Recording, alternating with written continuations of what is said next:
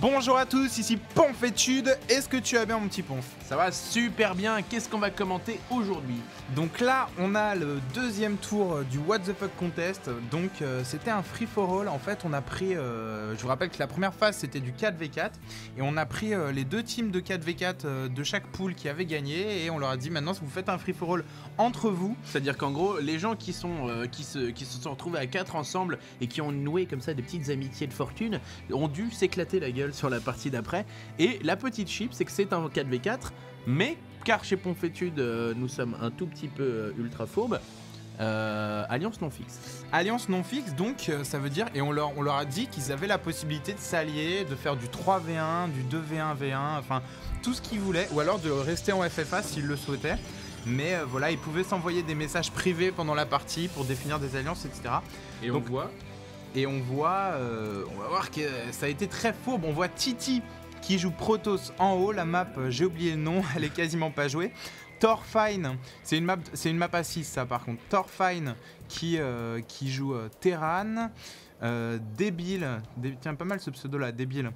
Débile qui a fait Early Gas, pas de Gateway et qui joue Protoss. Et qui s'est allié avec Savrok, donc sur cette partie.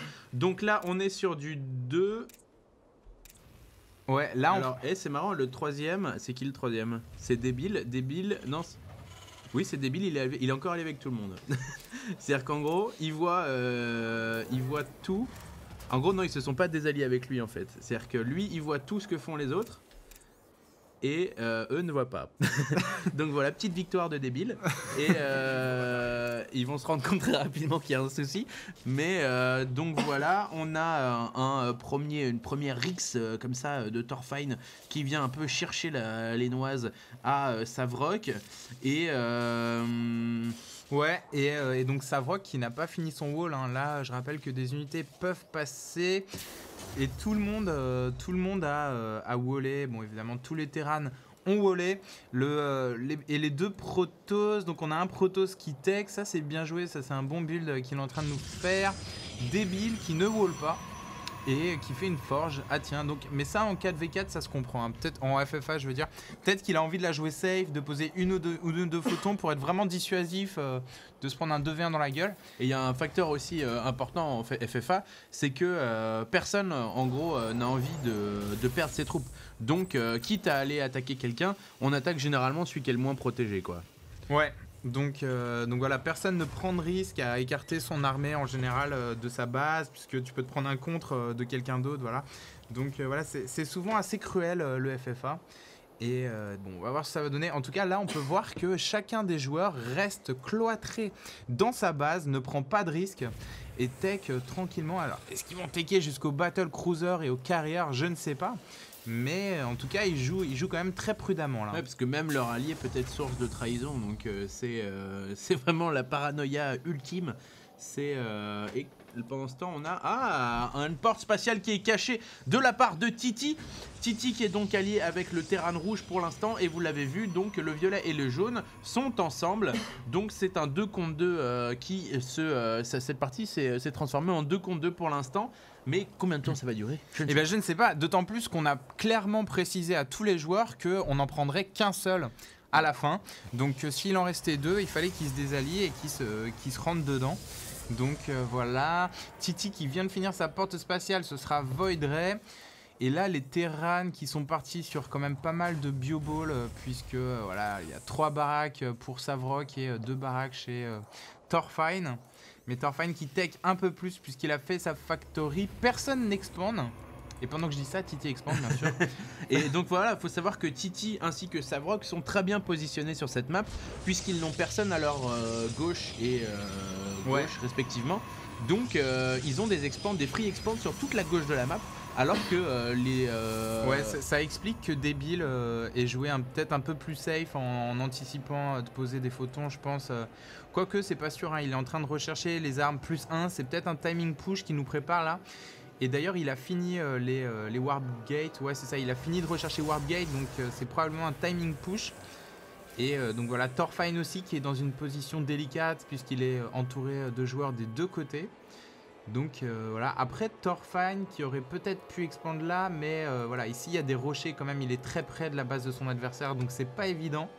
C'est assez difficile de jouer le FFA, tu sais jamais comment te positionner par rapport aux autres, voilà, faut jouer quand même très prudemment. Et généralement, celui qui gagne le FFA, c'est celui qui a été le plus fourbe en fait. C'est pas celui qui a le mieux joué, c'est celui qui a été le plus fourbe, qui a attaqué celui qui était en position de faiblesse au bon moment et qui a réussi à l'éliminer. Et voilà, on a quand même Titi qui prend un sérieux avantage avec cette expand puisque les autres n'ont pas expand. Et pendant ce temps, c'est les unités de Thorfinn qui reviennent chez Savrok pour commencer un peu à balancer. Et c'est une balise de la flotte qui est lancée en même temps chez Titi. Titi qui va partir sur soit vaisseau mère, soit amélioration de vitesse des Void Ray, soit donc carrière. Et donc ça peut vraiment retourner la partie. Titi qui est bien dans son coin, il n'aide même pas Thorfinn. C'est-à-dire que là, Thorfinn est seul quand même face au wall de Savrok. Et il va se retrouver en 2 contre 1. Titi qui... c'est une alliance un peu foireuse quand même. Ouais, là Thorfinn il va se rendre compte qu'il a choisi le mauvais allié là-dessus. Trop confiant Thorfinn. Et donc voilà, il voit que son adversaire a plus de maraudeurs. Et évidemment, il se fait donc backstab par le Protoss. Débile qui est arrivé au bon moment. Donc Thorfinn qui rentre chez lui la queue entre les jambes. Ouais, et là c'est intéressant de voir s'ils vont en profiter pour contrer. Là je pense que les deux personnes qui se sont alliées au sud devraient contrer. Pendant ce temps on a les Void Ray de Titi qui ont attaqué directement chez... Ah mais c'était pas son allié lui? Si, c'est son allié. C'est sale.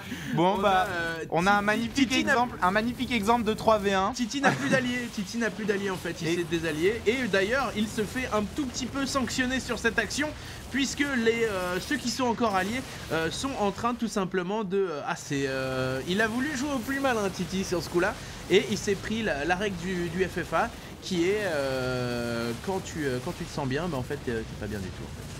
Ouais, et donc là, heureusement pour lui, il n'y a pas beaucoup d'entières en face, mais... Il va perdre l'eau, hein. Le Nexus il peut tomber, il peut prendre très très cher Titi sur cette action. Il faudrait qu'il s'attaque aux drones, je pense que ce serait plus efficace, les drones qui rentrent dans la danse. Et Titi avec ses 3 Void Ray qui quand même est en train de peiner... Ah, il va se débarrasser. Attention, un dernier Void Ray.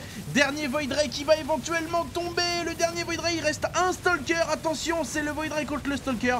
Et le Stalker qui va tomber finalement. Mais il a plus de drone, il a plus de troupes, il a plus de bâtiments de production. Donc voilà, le gain est minime. Ouais, et ouais, il y a perdu pas mal de prop. Donc là voilà, Thorfinn qui se refait doucement et qui est en train de se dire... Il doit être en train de whisper les deux du sud pour leur dire de s'allier avec lui, quoi.